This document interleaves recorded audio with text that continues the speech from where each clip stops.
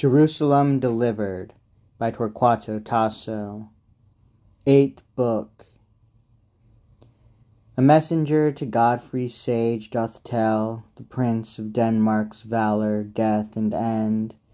The Italians, trusting signs untrue too well, think their Rinaldo slain.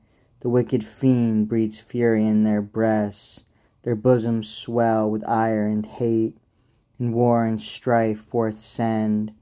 They threaten Godfrey, he prays to the Lord, and calms their fury with his look and word. Now were the skies of storms and tempests cleared, Lord Aeolus shut up his winds and hold. The silver-mantled morning fresh appeared, with roses crowned, and buskined high with gold. The spirits yet which had these tempests reared, their malice would still more and more unfold. And one of them, that Astragor was named, his speech is thus to foul Alecto framed.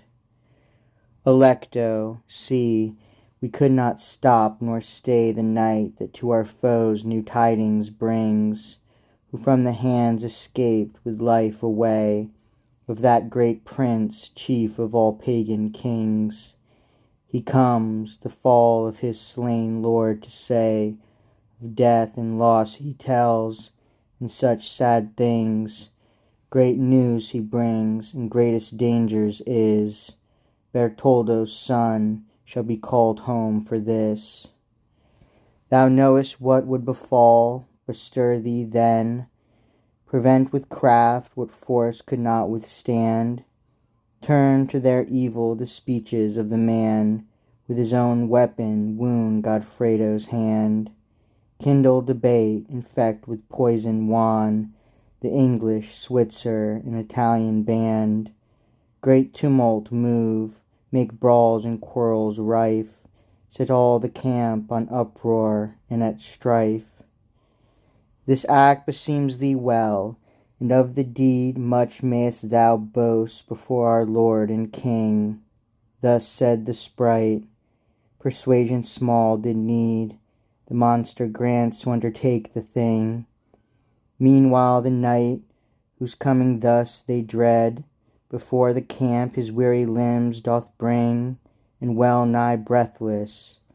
Warriors bold, he cried, who shall conduct me to your famous guide?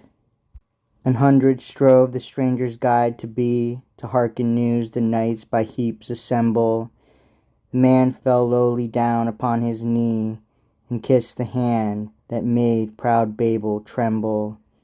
Right puissant lord, whose valiant acts, quoth he, the sands and stars in number best resemble, would God some gladder news I might unfold.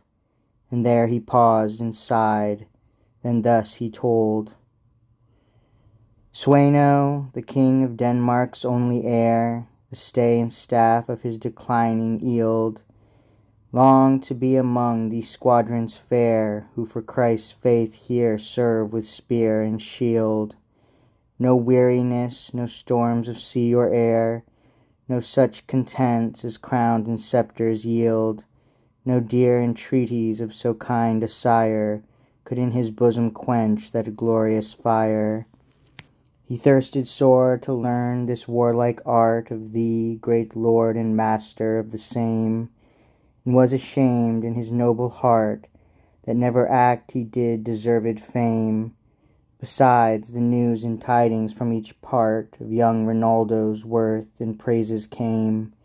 But that which most his courage stirred hath is zeal, religion, godliness, and faith.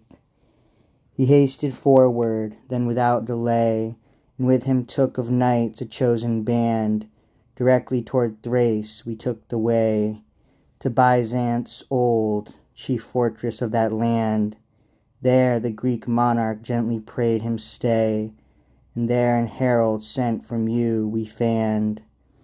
How Antioch was won, who first declared, and how defended nobly afterward. Defended 'gainst Corbana, valiant knight, that all the Persian armies had to guide, and brought so many soldiers bold to fight, that void of men he left that kingdom wide.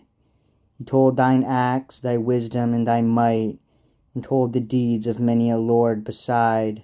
His speech at length to young Rinaldo passed, and told his great achievements first and last.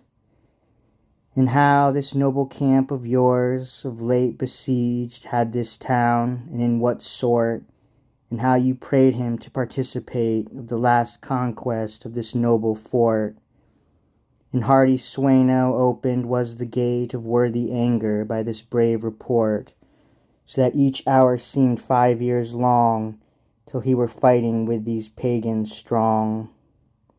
And while the herald told your fights and frays, himself of cowardice reproved he thought, and him to stay that counsels him or prays, he hears not, or else heard regardeth not. He fears no perils, but whilst he delays, lest this last work without his help be wrought. In this his doubt, in this his danger lies, no hazard else he fears, no peril spies.